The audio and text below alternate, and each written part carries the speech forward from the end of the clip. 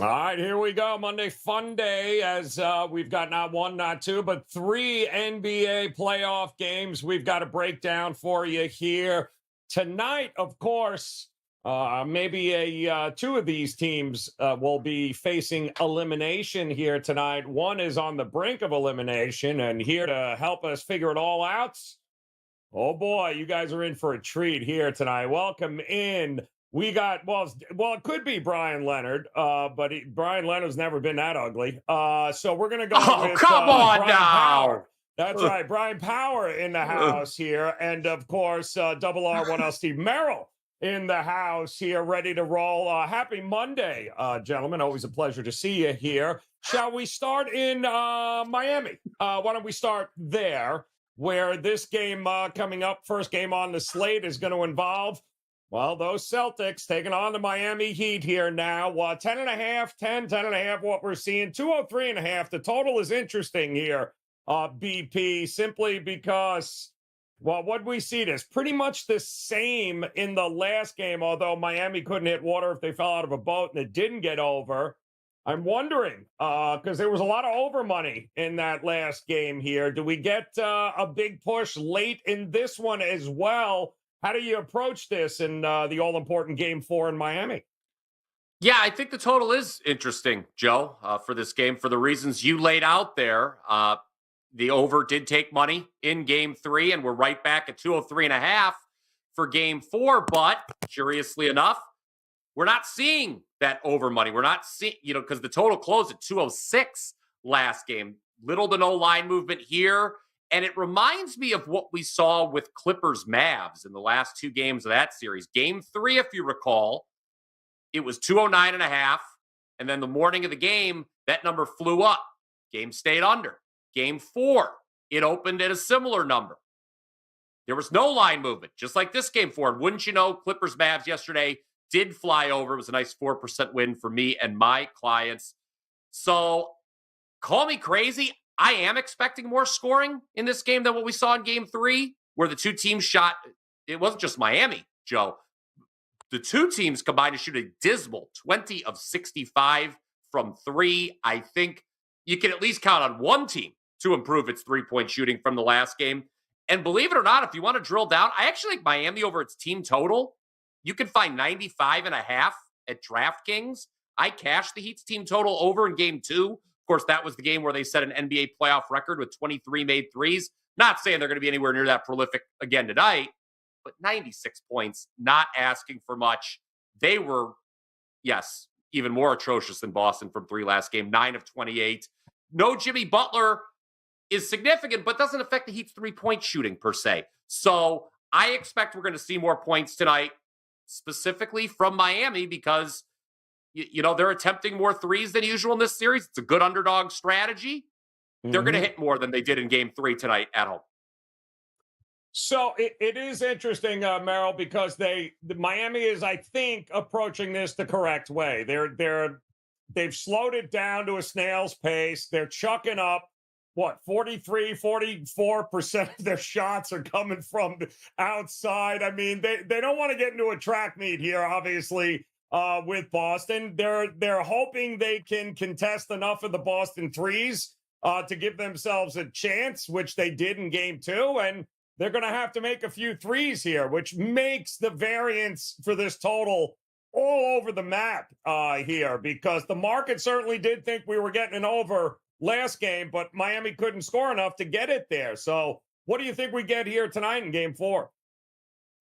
Yeah, it's a textbook example of where these one-game scenarios, whether it's, one game in the playoffs or if it's the NCAA tournament, which is the most random of all because of the three-point shooting, it's very difficult on one-game scenarios. And now for the series, Boston's going to win. We all know they're going to win this series. Whether Miami can steal a game or not, most likely is going to happen tonight. They're a 10.5-point dog at home. You can only imagine what they're going to be on the road. They were 14.5 to 15-point dogs in games 1 and 2. Granted, they did win one of those.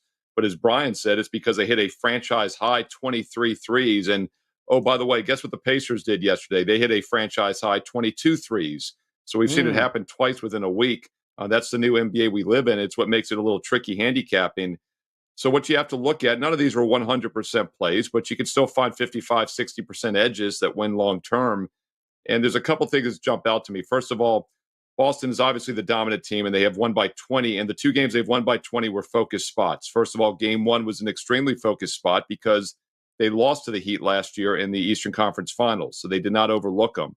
They obviously came out flat in game two. We talked about it on the show here last Wednesday that might happen, and Miami stole a game.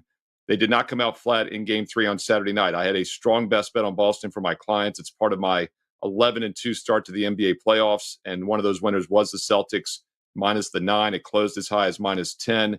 They won by 20. But what jumps out to me about game three versus 1 and 2 is that in game one, the Celtics were plus 30 from three-point range. They only won by 20. The Heat actually had a 20-point edge, points in the paint. Game two, the Heat were plus 33 from three, and they only won by 10. And Boston was the team with a plus 20 edge from the paint. Well, game three, Boston won by 20, but they were only plus 6 from three-point range. And the best NBA three-point shooting team hit only 29.5%, and they still won by 20. And, oh, by the way, they were plus 8 points in the paint. So that's a really bad sign for Miami going forward. It's a tricky game because, yes, if Boston comes in flat like they often do, like they did in the first three games of the Eastern Conference Finals last year, then Miami might be able to steal one again. But I just don't think that's going to happen. I think the flat spot was game two. I think this is all business now for the Celtics. And the fact that they won by 20 despite not shooting well from three is a really bad sign for Miami going forward.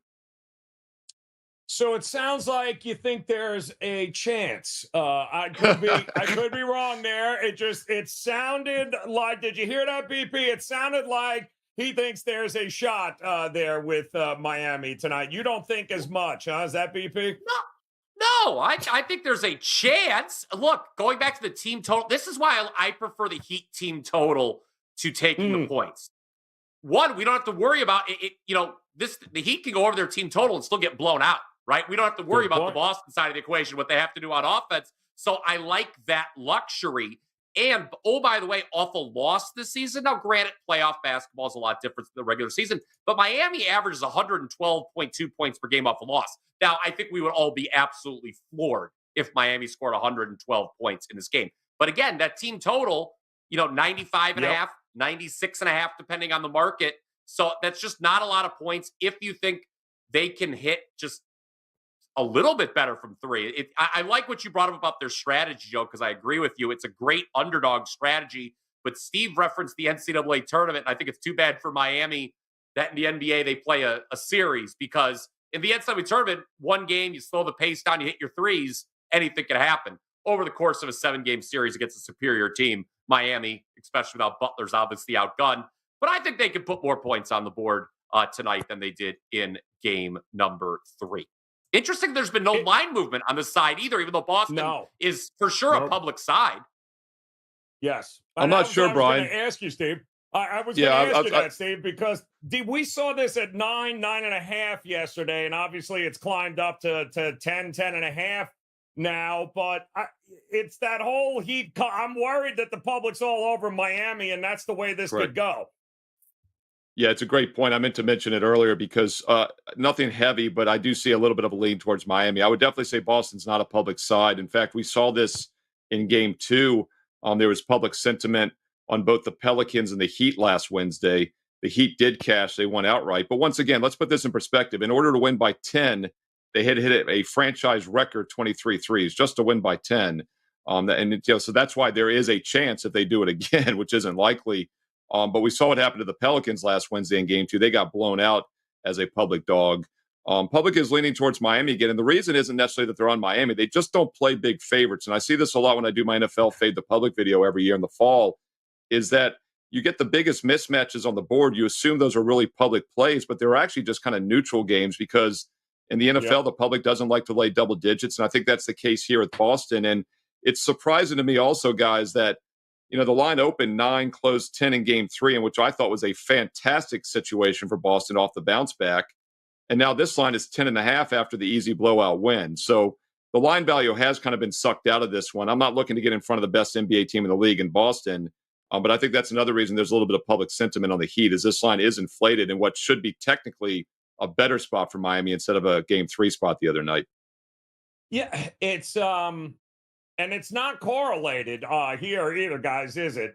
Because how you covering a double-digit spread and backing the under?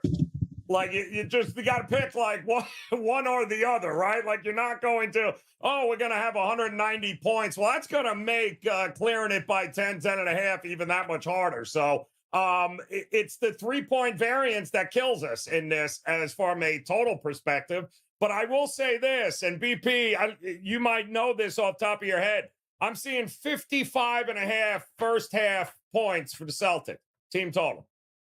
They have cleared that in every game, have they not? In the first half here, they have left little doubt, I think, in the first half when it comes to their team total, because it's been now, this will be the fourth game where it's hovering around that 54 and a half, 55 and a half. I don't think they've had a problem covering it.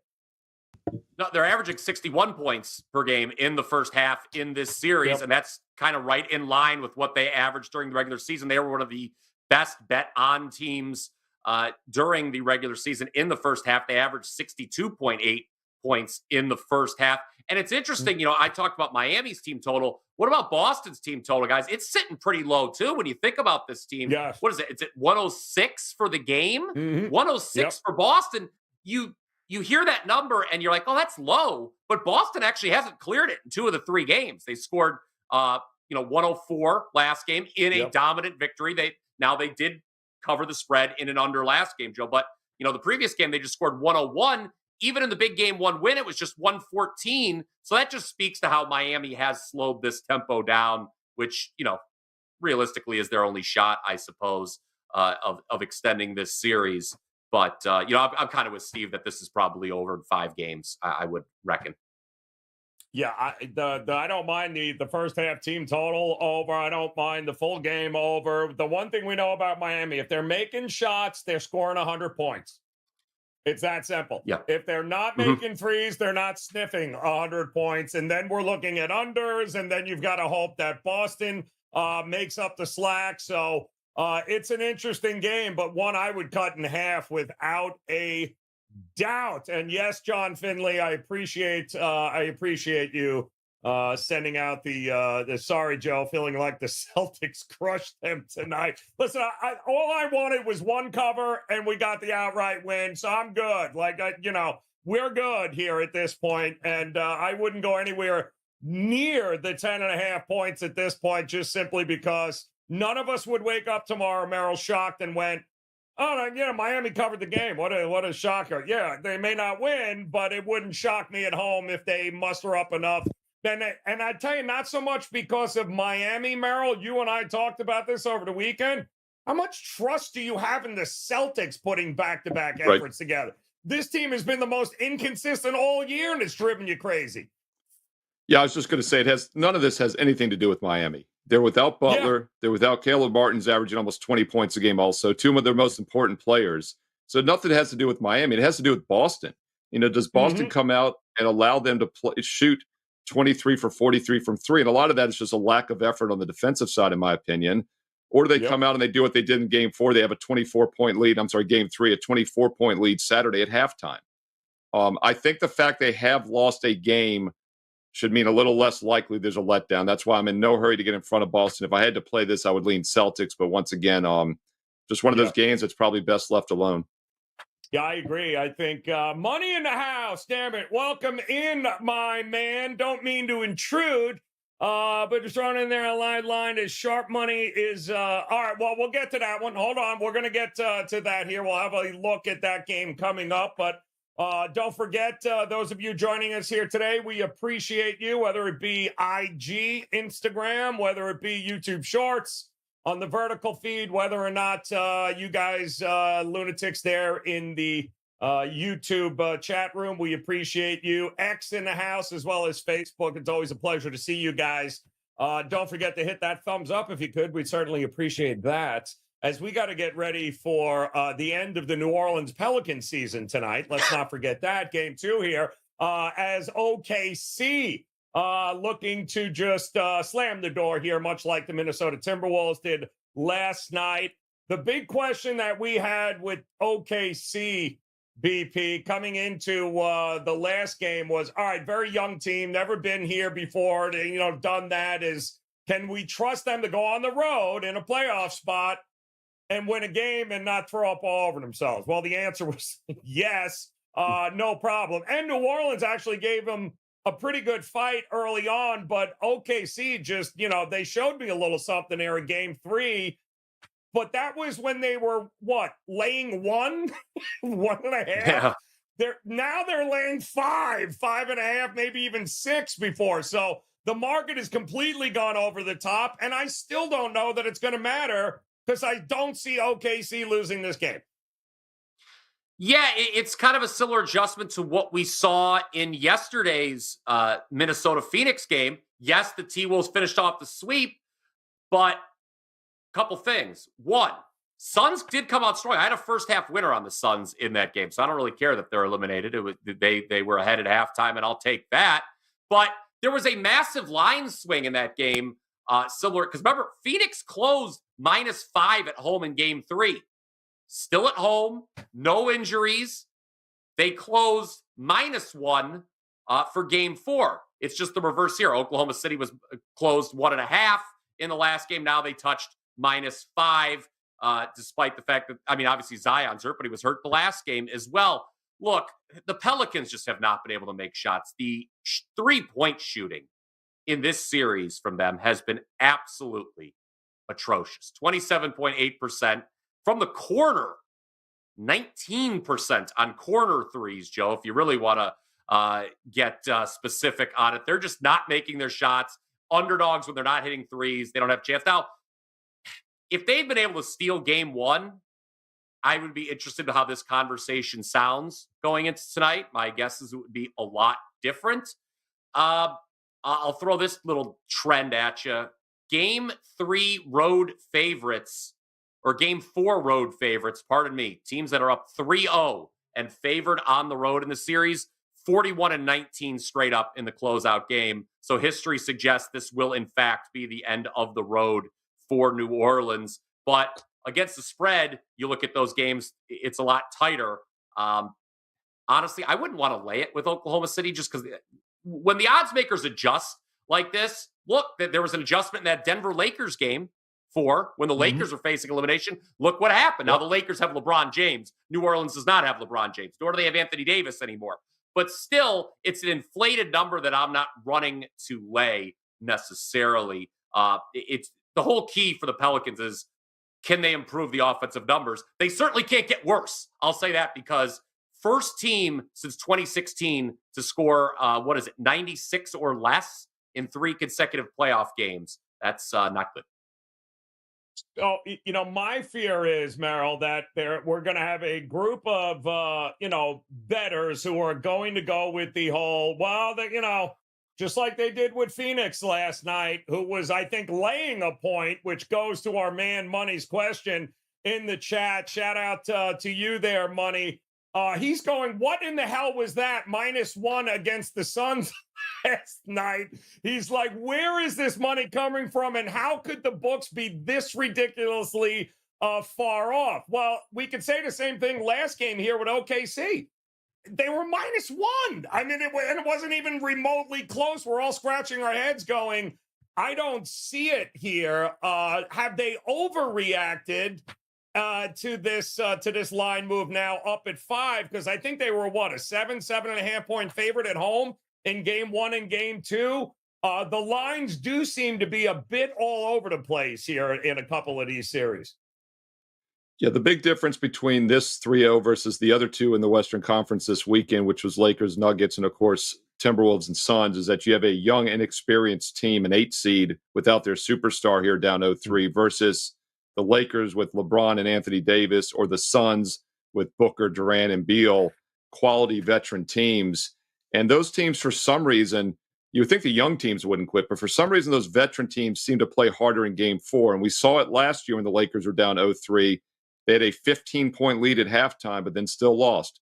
Well, let's look at last night. Well, first of all, let's look at Saturday night. The Lakers had a halftime lead, and they held on to win the game finally. But then last night, the Suns also had a halftime lead. They covered the first half. Their team total went over in the first half, just like the Lakers did Saturday, like the Lakers did last year. So I actually recommend in my daily video, which I do every day here on WagerTalk TV, I recommend it Suns first half, Suns first half team total over. And those both cashed last night, even though Phoenix lost the game and was eliminated. So I think, once again, if you're going to play New Orleans here, you got to look at the first half option because, as I said with the Phoenix game, I just don't see a scenario in which an 0-3 team gets down early and then decides to play hard in the second half. I mean, the bags are packed at that point. The only chance you have, especially for these home teams down 0-3, is that they have a little bit of energy early in the game. The crowd supports them, and their opponent also overlooks them a bit. And I think that could be the case here. So if you're going to take a look at the Pelicans, I would not play the +5 full game. I would look at the +1.5 first half. But look at that. The odds makers are onto it, right? Because the game line is 4.5 or 5, but the first half is only 1.5. So it's showing you right there that the betting markets, the odds makers think that is the way to play this as well. And we saw this also in game 3. You mentioned Oklahoma City was a 1-point favorite. Keep in mind, they were a 1.5-point dog in the first half because that was one of those game 3 0-2 teams that normally come out fast. The problem is the Pelicans did not. And just like Phoenix, they were in a good spot in game 3 Friday, and Phoenix played awful. That's a huge red flag for me. So I'm not recommending New Orleans. I'm staying away from this one for that reason. But if you are going to play the Pelicans, I think you're better off first half than full game. Yeah, I kind of agree. And I also think that I think the Pelicans are at a point, BP, where Brandon Ingram and CJ McCollum are going to take every damn shot. They're just going to, that's going to be it. They're at the point where Trey Murphy has been MIA in this series, and give credit to this OKC defense because they have been phenomenal. And it's not just, man-on-man team defense. They're making the switches. They're covering. They're running up and down the court. I mean, it's been an actual pleasure to watch this young team put in the kind of effort there. I wouldn't mind fading all of the guys because I think it's just going to be McCollum and Ingram are going to be the two guys in the second half that are going to get a bulk of the work simply because they don't trust anybody else. Yeah, I mentioned how collectively the Pelicans' offensive numbers can't get any worse than what we've seen the first 3 games. I think individually, I would say the same about Brandon Ingram, right? He's just been awful. The shooting numbers are terrible. They're just, you look at the numbers, it's not a shock. They're down 0-3. And look, I get the question marks about Oklahoma City coming into the series, but this was a team that had the second best point differential in the league behind the Celtics. New Orleans, you almost got a feel for New Orleans because they had the 6th best point differential and the 4th best net efficiency, yet they end up as the 8th seed. They lose Zion, and here we are. I feel the Pelicans deserved a lot better fate. I would co-sign what Steve said. Like I said, I was on the Suns last night in the first half money line. They got it done, and the mentality that he espoused there, where if a team that's down 0-3 in a series, if they're down at half, they're not going to magically rally in the second half. They're just going to throw in the towel and say, you know what, we'll see you next year. But the effort, the motivation is going to come right out of the gate. If you don't see it the first half, it's not going to come in the second half. So, yeah, I agree. Attacking Pelicans first half would probably be the way to go in this one. And I do expect the Pelicans will shoot better tonight simply because, again, they can't shoot any worse than what we've seen the first 3 games. Offensive rating, I believe, of 96.5. Ugly. Yep. They have not scored more than 92 points in any of these 3 games against them here, Steve. So what are we looking? This is the lowest total of the series, I think, so far here tonight, right? We're looking at what, 205, 205 and a half, something in that ballpark here. Well, listen, if it ain't broke, don't fix it. What the hell makes us think they're going to hit the 100 mark here? Merril, you know what I mean? I get while it's dropped, but my goodness, their team total alone might be worth taking a look at here. The Pelicans team total, 101.5. How the hell are we getting a 101.5? Yeah, a couple things on the total. First of all, these game 4s, when it's 3-0, I do kind of look for reasons to play overs, just like I talked about their team total over in the first half, because there's a couple reasons. First of all, I think the team down 0-3 plays a little bit more loose out of the gate. We've seen that with Phoenix, the Lakers. They've all gone over their team total so far this past week, down 0-3 at home. But the other reason as well is the other team up 3-0 sometimes maybe comes in a little complacent or takes their foot off the gas. That means less defensive intensity. This totals in game 1 was 216.5. The last 2 games was 210, 210. They opened this 205, like you said, Joe, but it's actually up to 208 now. And I even see some sharp books closer to 209. So we've seen a little bit what I think is sharp money come back in on the over after lowering it 5 points from game 2 and 3. A couple concerns that you have with the Pelicans just in general. First of all, they're without their superstar Zion Williamson. We all know that. But you talked about Brandon Ingram struggling, and it might not be a coincidence for a couple reasons. First of all, Dort is on him, an excellent defensive player. So it's not a shock he's been held in check. And then also, let's keep in mind, Ingram was out for over a month, almost a full month since mid-March. He comes back in the middle of April there for the last game against the Lakers and the play-in game against the Lakers. If you look at those last 6 games he's played since coming back, including the 3 in this series, he has scored 19 or less in 5 of those 6 games, yet his point total is at 20 again today. So he's been under this total in 5 of the 6 games since returning from injury, and he has a shutdown defender on him in Dort.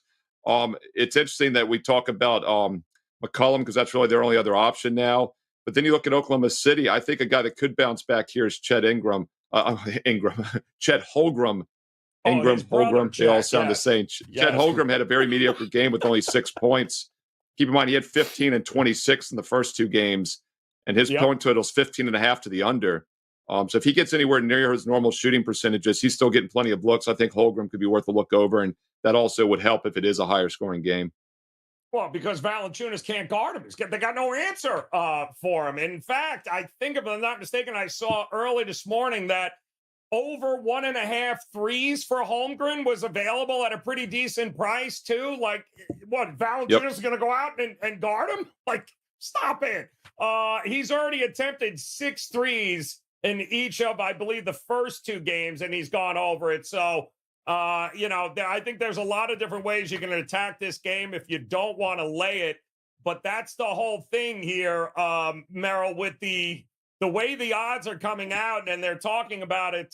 Bill and Money in the shorts chat are saying it kind of makes you question, like when you see Suns -1, and you're going, the Suns are not a better team. Like, what is going on? It makes you wondering, like, am I crazy thinking? Like, my eyes are deceiving me? I kind of feel the same way. I don't give a crap what the number is. OKC's the better team. We'll probably blow them out of the arena here tonight. But the lack of consistency with the lines has certainly made people question whether or not their eyes are lying to them.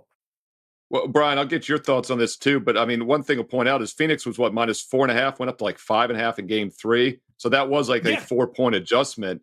And now we're seeing a 3 to 4 point adjustment here. So we are seeing the adjustment by several baskets. But yeah, these 0-3 teams do normally get swept more times than not. Yeah.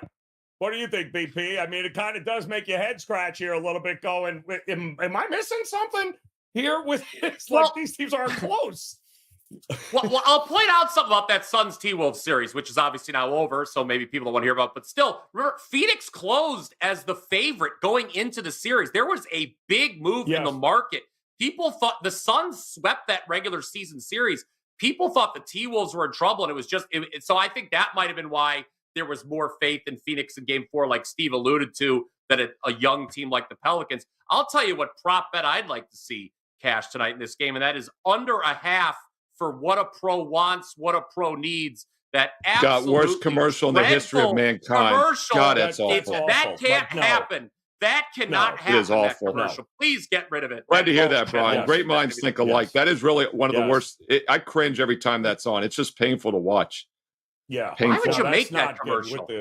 They'll come out looking like Fonzie. Like, what are we doing here, people? Now they're singing show tunes. God, now you got it in my head. Now I'm feeling it again. I feel like I'm watching it, and it's ruined my whole afternoon. How about Joe and I do it? How about Joe and I sing it one time?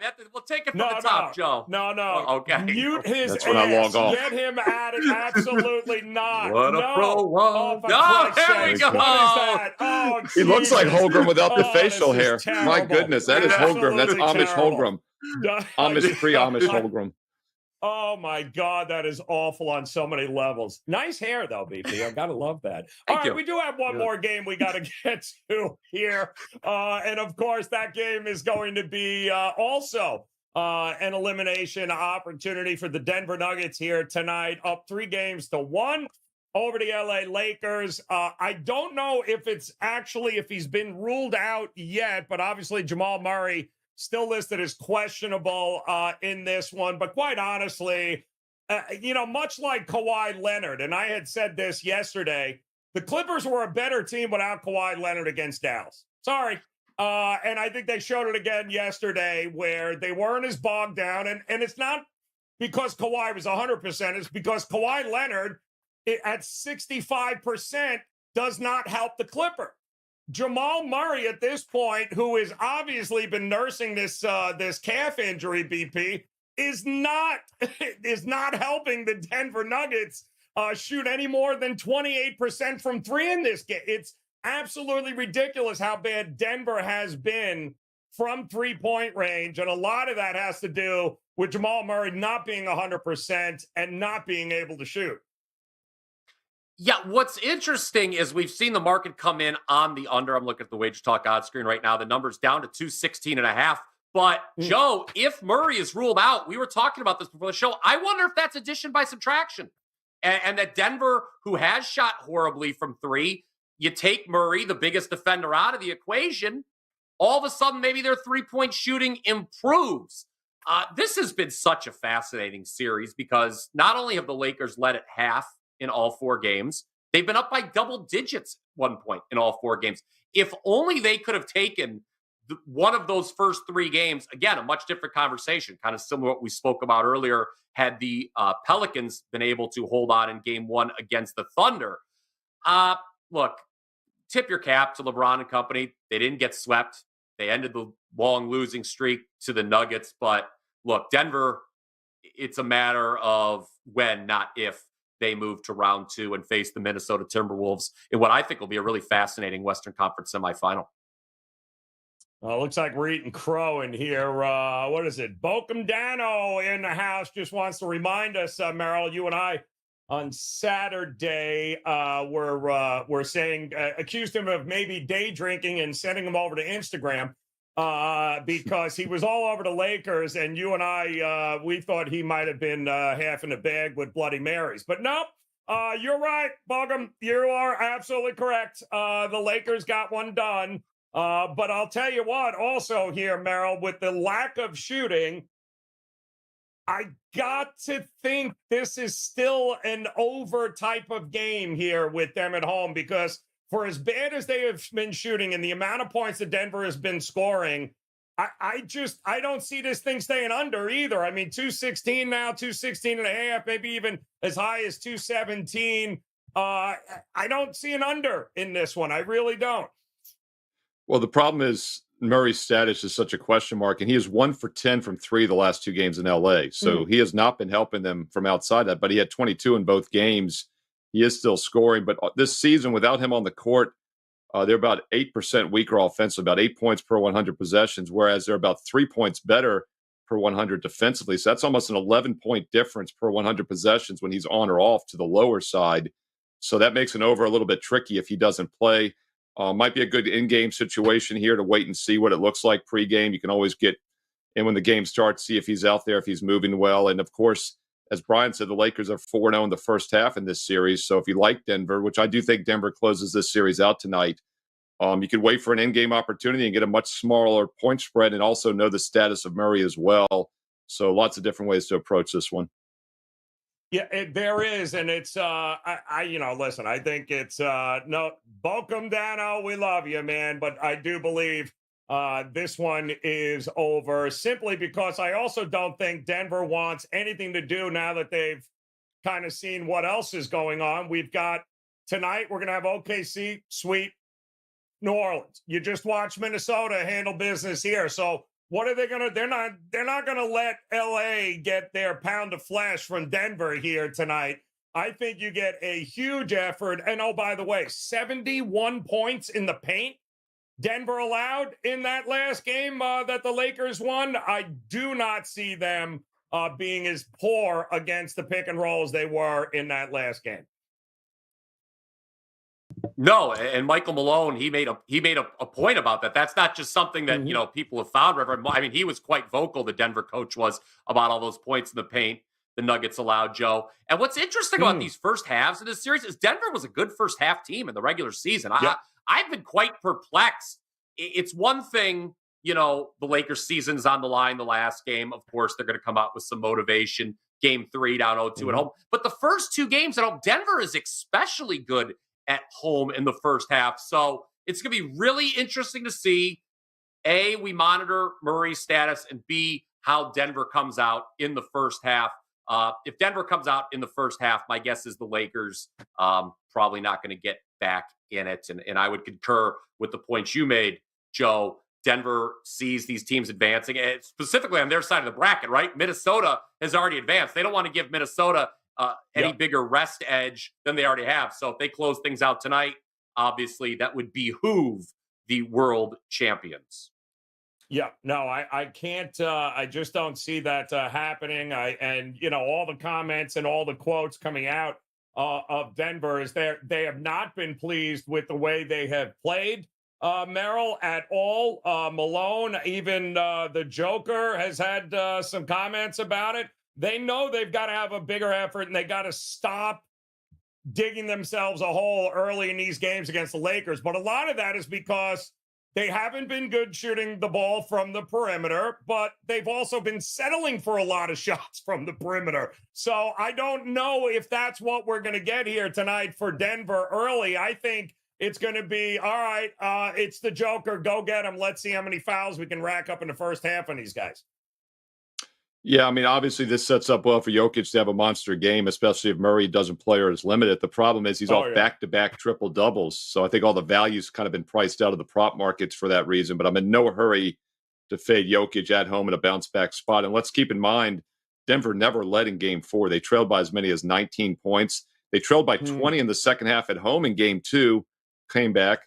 They've trailed by double digits in every one of these games, but they are the superior team still.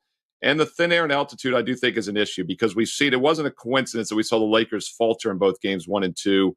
Game 3 may be a different story, but LeBron's played great. He's still almost 40 years old.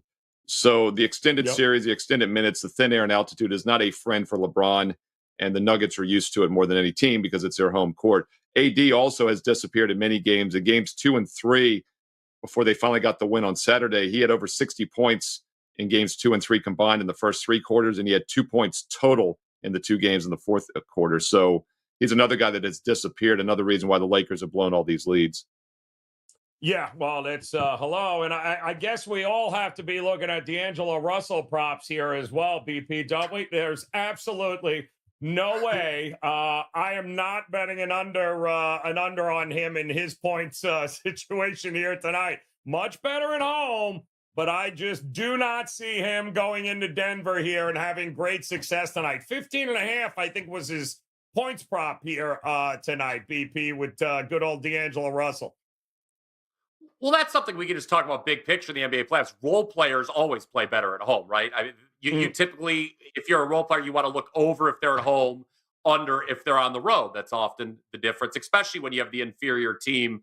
The role players are even less likely, I think, to step it up on the road. So, yeah, I would concur with you there for sure.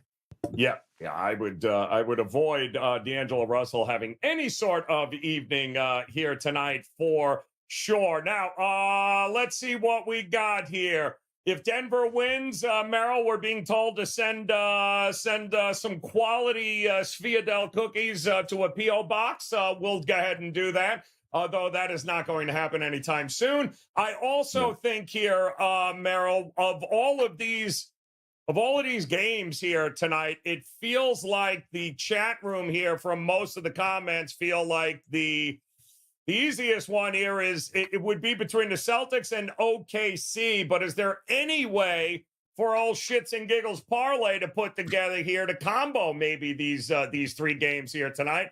With the biggest question mark, although the market at 7.5 is telling us they have a pretty good idea of what's going to happen in this game tonight. It may not be as close as some of these Laker homers might want it to be. Is it all favorites here tonight, Merril? It just kind of feels like that kind of night. Yeah, if you're doing a money line parlay, I'd have all 3 favorites involved. I think you're paying a premium, especially in that OKC line, because it's 4.5 to 5 versus 1.5 in Game 3. By the way, the Nugget game was 7.5. It's 7. Now it's 6.5 in a lot of spots. So the market is saying that they think that Murray probably might not play tonight, even though he's 50-50 questionable. But the money move down in that game tells me that some people are thinking Murray isn't going tonight. But once again, he's been scoring points, but he's 1 for 10 from 3-point range, and he's normally one of the best shooters in the league. So this could be another one of those addition by subtraction. And as we all know, You just blindly play those shorthanded teams. Like, look at the Clippers. Like you said, they're 2-0 without Kawhi. They're 0-2 with them in the 4 playoff games. So Murray might not be as important as everybody thinks. Yeah, I am kind of with you there. And let me just say this. S. Warrior is in here convincing the chat, BP, that the Celtics should not be included in any sort of money line parlay. He said Denver and OKC is good to go, but avoid betting the Celtics at all costs here tonight. That is shocking. I didn't see S. Warrior coming in here back in the heat at all. I don't know if that took you by shock there, BP. I really did think he would have just went all in on the Celtics, but no, he is not here. But I guess if there was going to be a dog to pull it out here tonight, what would your dog be as an outright winner? As an outright winner, oh boy, New Orleans, I guess. I know that nobody wants to. I mean, I'm kind of with Steve that I'd be shocked if any of the underdogs did win outright. But I mean, just from the odds perspective, I mean, and again, we've all said it a million times. New Orleans was only a 1.5 point dog in game 3. So odds makers thought it was a fairly even matchup last game. Of course, that was wrong. But, you know, we've had the adjustment. I mean, I'd be stunned, honestly, if either Miami or the Lakers won. So it's sort of just process by elimination, I guess, that would land me to New Orleans, to answer your question, Joe.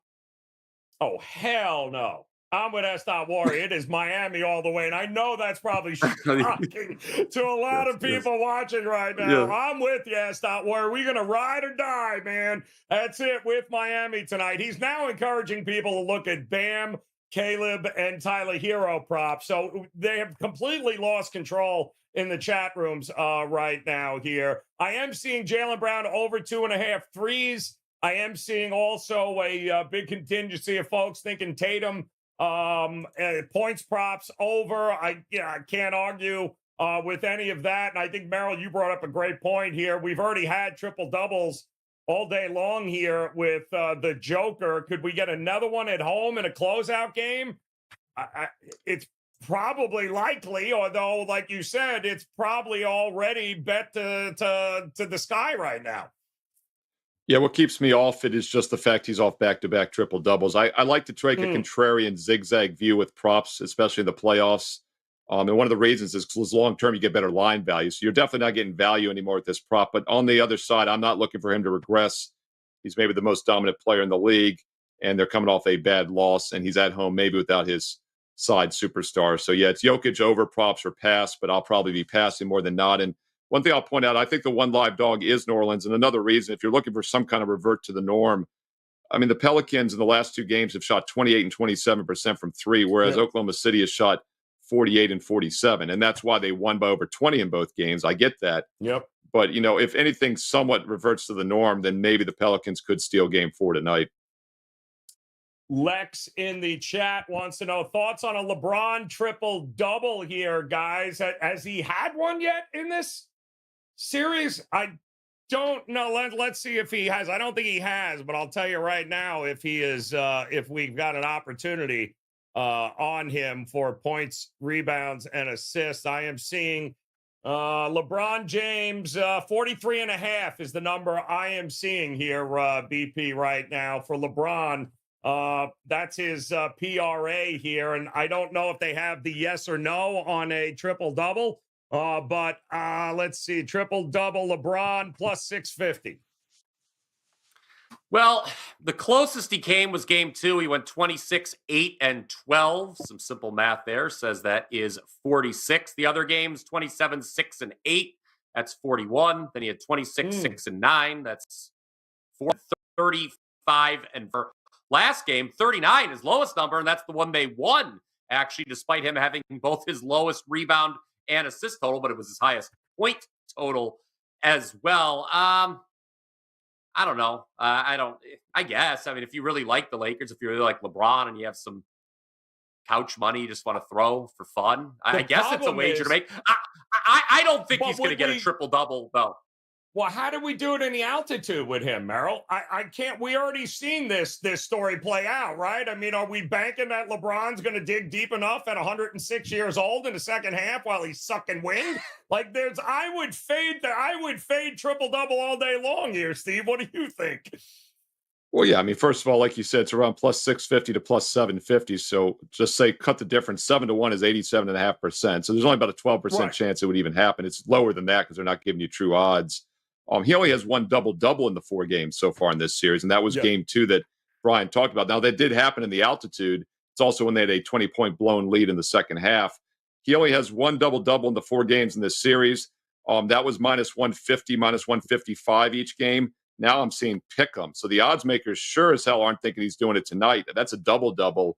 And as far as a triple-double, he did do it once in the last 10 games I'm looking at here, and that was actually, believe it or not, against New Orleans on April 14th, I believe. So he's done it once, but it's not happening tonight, and he probably won't even get a double-double tonight.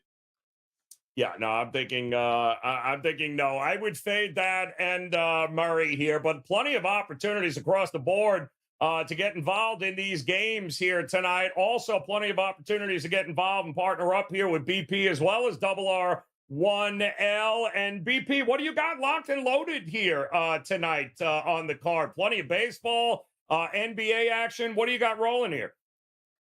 4% best bet in the NBA tonight, Joe, as well as 2 MLB plays. Everything up on my page, WT.buzz/BP. Coming off a 4-0 Sunday sweep, an 8-1 weekend, 21-10 all sports runs. Steve mentioned his playoff run. I'm right behind him. I think he said he's 11-2. I am on a 10-3 playoff run.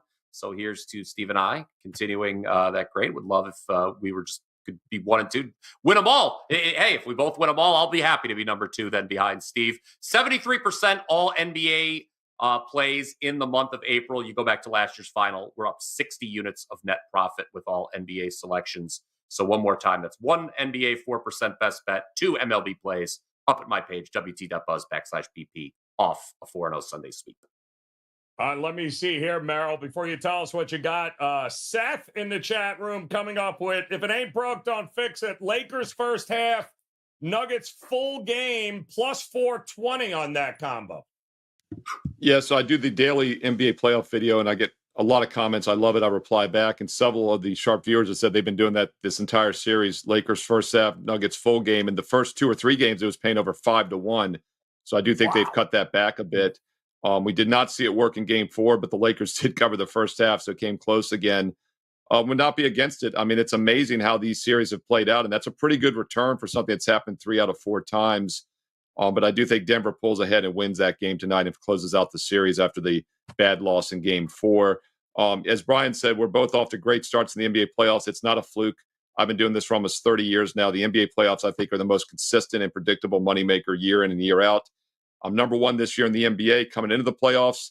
I'm number 1 all time at WagerTalk Units 1 in the NBA, and I'm adding to it with an 11-2 start now in the playoffs. And I'm also 4-1 over the past week in baseball along the way. I've been very selective in baseball. We'll be ramping that up soon. So combined, that's 15-3 all sports. We have swept the board 8 of the last 9 days since the playoffs began. And I'm looking to do it tonight with another strong NBA best bet. And I've got 2 advanced best bets for Tuesday posted right now as well. When you're a direct client, you get it instantly. So check out the rest of the playoff special for $195. But don't forget, tonight, Monday, is your last chance for 2 big specials on my page. No promo codes needed. The summer special for $5 a day, every baseball and basketball play till August 1st. Or if you want a smaller package, buy 3 days, get a 4th day for free. That's good tonight only as well. So check it out. And oh, by the way, bonus free baseball play on my page. So see the free baseball play, and then right below to those specials that expire tonight. Steve Merril, WagerTalk.com. Good stuff. We got some day drinking in the YouTube chat here now as well. Mistro157 says alternate line, Lakers by 8. Whew. Yeah, pass that cookie on over, man. No problem with munching on that brownie a little late afternoon here. My goodness, absolutely out of control here. But the bottom line is these guys are locked and loaded, ready to roll. We certainly would appreciate a thumbs up, guys, if you could, or hit that subscribe button as well. Become part of the WagerTalk TV family. Shout out to those of you drinking on Instagram, hanging out with us this afternoon as always. YouTube Shorts, X also in the house, as well as Facebook. And of course, you guys know who you are. Seth, Catch You Slippin', Cheshire Cat, Big Daddy, John Finley. Money in the house. We appreciate you as always, my man, as well as James Bond. You guys rock. But hey, we got a couple more games still to go here before round one is over. And I know it's going to be interesting. A lot of big discussions coming up about if Denver wins tonight. So it would be Denver, Minnesota, not BP. Is that correct? That would be our next round? Boy, that would be correct, sir. We got it split in the middle here. We got a lot of arguments on both sides here on who would make it out of that one there. So we've got much still to get to here, guys. We appreciate you as always. Hit that like button. Come back and join us again tomorrow so we can all tell S. Warrior how right he was to back Miami here tonight. Until then, enjoy it, guys. Cash those tickets. We'll see you again tomorrow.